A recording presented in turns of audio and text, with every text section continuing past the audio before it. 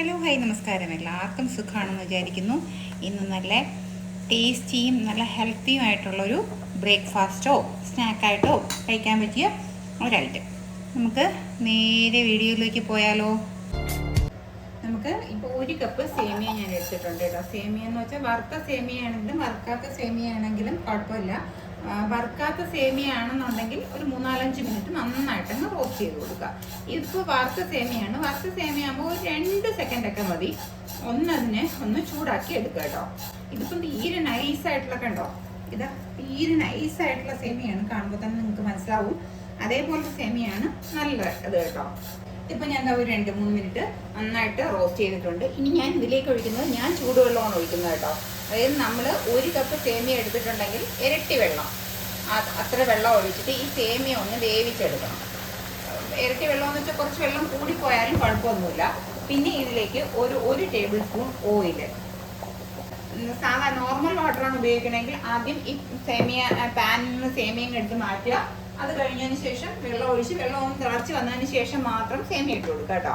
1 table spoon ഓയിലും 1/2 table spoon ഉപ്പും, അതായത് ആ സേമിയയിലൊക്കെ ആ ഉപ്പൊന്ന് പിടിക്കുന്നതിന് വേണ്ടിയിട്ടാണ് ഉപ്പും കൂടി ഇട്ട് കൊടുക്കുന്നത് കേട്ടോ. എന്നിട്ട് നന്നായിട്ട് സേമിയ ഒന്ന് വെന്ത് കിട്ടണം. നമുക്ക് 2-3 സെക്കൻഡ് കൊണ്ടൊക്കെ തന്നെ അതങ്ങ് വെന്ത് കിട്ടും. ഈ ഓയിൽ ഒഴിക്കുന്നതെന്ന് വെച്ചാൽ തമ്മിൽ ഒട്ടിപ്പിടിക്കാതിരിക്കാനാണേ. ഇപ്പോൾ ഇതാ ഒരു 2-3 മിനിറ്റൊക്കെ ആയിട്ടുണ്ട്. സേമിയൊക്കെ ഒന്ന് വെന്തിട്ടുണ്ട്. കാരണം ഇത്ര കുഞ്ഞ് സേമിയല്ലേ, അപ്പോൾ പെട്ടെന്ന് വെന്ത് കിട്ടുന്നത്. ഇങ്ങനെ ഒന്ന് പിടിച്ച് നോക്കിയാൽ മതി. അപ്പോൾ സേമിയ വെന്തിട്ടുണ്ടെങ്കിൽ അറിയാൻ പറ്റും. ഒരു 2-3 മിനിറ്റൊക്കെ കൊണ്ട് തന്നെ ഇത്രയും ചെറിയ സേമിയ ആയതുകൊണ്ട് വെന്ത് കിട്ടും. അപ്പോൾ ഈ സേമിയ നമുക്ക് ഇനി ഒന്ന് ഊറ്റിയെടുത്തിട്ട് വരാം. ഈ വെള്ളമൊക്കെ കളഞ്ഞിട്ട് ഒന്ന് തണുത്ത വെള്ളം കൊണ്ട് ഒന്ന് കഴുകിയും കൂടി എടുക്കണം കേട്ടോ. ഇനി ഇത് തണുത്തതിന് ശേഷം ബാക്കി പരിപാടികൾ ചെയ്യുന്നതാണ്. അപ്പം ഞാൻ ഇത് നന്നായിട്ട് ഊറ്റിയെടുത്ത് വെച്ചിട്ടുണ്ട് കണ്ടോ. തണുത്ത നോർമൽ വാട്ടർ ഉപയോഗിച്ചിട്ട് ഇതിനെ ഒന്ന് കഴുകിയും കൂടി എടുത്തിട്ടുണ്ട് കേട്ടോ. അപ്പോൾ തമ്മിൽ ഒട്ടി പിടിക്കത്തില്ല. ഇങ്ങനെ ഒന്ന് നോർമൽ വാട്ടർ ഉപയോഗിച്ച് ചെയ്ത് കഴിഞ്ഞുള്ള ഗുണം എന്ന് വെച്ചാൽ തമ്മിൽ ഒട്ടി പിടിക്കാതിരിക്കും. നമുക്കിതൊന്ന് ജസ്റ്റ് ഒന്ന് തണുക്കട്ടെ കേട്ടോ. ഇതിപ്പോൾ ഞാൻ 1 കപ്പ് നിറച്ച് നല്ല കട്ട തൈര് എടുത്ത് വെച്ചിട്ടുണ്ട്. നിങ്ങളതിൽ ഫ്ലേവർ തൈരുണ്ടല്ലോ, സ്ട്രോബെറി, ഓറഞ്ച്, അങ്ങനെ ഫ്ലേവറുള്ള മാംഗോ ഫ്ലേവറൊക്കെ ഉള്ള തൈരുണ്ടെങ്കിൽ അതാണ് ഏറ്റവും ടേസ്റ്റ് കൂടുതൽ കേട്ടോ ഇത് കഴിക്കാനായിട്ട്. ഇതിപ്പോൾ ഒരു ഫ്ലേവറും ഇല്ലാത്ത നോർമൽ തൈര്, പക്ഷേ ഒട്ടും പുളിയില്ലാത്ത തൈരാണ് കേട്ടോ. അപ്പോൾ ഈ തൈര് എടുത്ത് വെച്ചിട്ടുണ്ട്. പിന്നെ നമ്മൾ എടുത്ത് വെച്ചേക്കുന്നത് ഊറ്റി വെച്ചേക്കുന്ന ഈ ബർമസലയുടെ ഈ കൂട്ട് കേട്ടോ. ഇത് നമുക്കിതിലേക്ക് ഇട്ട് കൊടുക്കാം. എന്നിട്ട് നന്നായിട്ടങ്ങ് മിക്സ് ചെയ്ത് കൊടുക്കുക കേട്ടോ. ഇപ്പോൾ ഞാൻ എടുത്ത് വെച്ചേക്കുന്നത് കുതിർത്ത് വെച്ചേക്കുന്ന ചിയാ സീഡ് കേട്ടോ. ഒരു ടേബിൾ സ്പൂൺ ചിയാ സീഡ് നന്നായിട്ട് വെള്ളത്തിലിട്ട് ഒരു 10-15 മിനിറ്റിന് മുമ്പേ കുതിർത്ത് വെച്ചിട്ടുണ്ട്. അതും കൂടി ഇതിലേക്ക് മുഴുവനായിട്ടും ഇട്ട് കൊടുക്കുക. ഇതിപ്പോൾ ഇത്രയായി. ഇനിയിപ്പോൾ ഞാൻ എടുത്ത് വെച്ചേക്കുന്നത് പോംഗ്രാനൈറ്റാണ്, അനർ കേട്ടോ, നമ്മുടെ മാതളം. ഇവിടെ ഞാൻ പരിപാടി അവതരിപ്പിച്ചാലും ഇതാണ് അവസ്ഥയെന്ന് പറഞ്ഞാൽ എനിക്ക് അനർ പൊട്ടിച്ചപ്പോൾ 2 കളറായിപ്പോയി. ഒരു ഹാഫ് അനർ ഞാൻ എടുക്കുന്നുണ്ട്. അതിന് പകരം ഒരു 1/4 ഭാഗം ആപ്പിളിൻ്റെ പീസും കൂടി എടുക്കുന്നുണ്ട്. ഇതിപ്പോൾ അനർ നല്ലതായിരുന്നെങ്കിൽ ഞാൻ ഈ ആപ്പിൾ എടുക്കത്തില്ലായിരുന്നു. അപ്പോൾ നിങ്ങൾക്ക് ഇഷ്ടമുള്ള ഫ്രൂട്ട്സ് ഏതാണെന്ന് വെച്ചാൽ അതിടാം. പിന്നെ കുക്കുംബർ ഉണ്ടെങ്കിൽ കുക്കുംബർ ഇടാം. ക്യാരറ്റ് വേണമെങ്കിൽ ഗ്രേറ്റ് ചെയ്തിട്ട് ക്യാരറ്റ് ഇടാം. എന്ത് വേണമെങ്കിലും ഇടാം കേട്ടോ. അതൊക്കെ ഓരോരുത്തരുടെ ഇഷ്ടത്തിനനുസരിച്ചിട്ട് ഇട്ട് കൊടുക്കുക കേട്ടോ.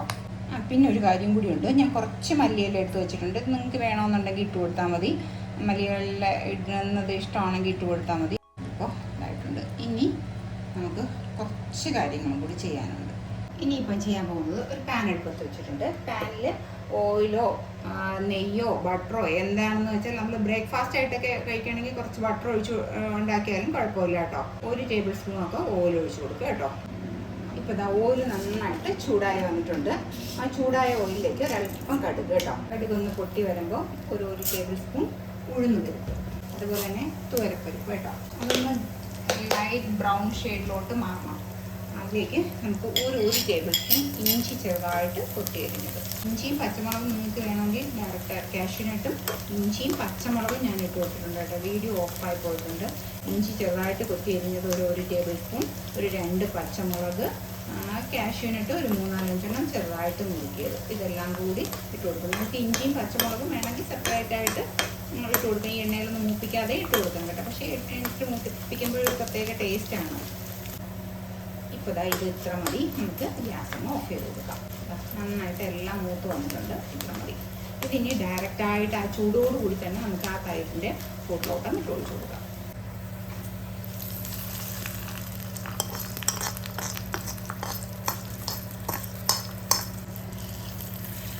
കണ്ടോ, നല്ല കളർഫുള്ളാണ്, കുട്ടികൾക്കൊക്കെ ഇഷ്ടമാവുകയും ചെയ്യും.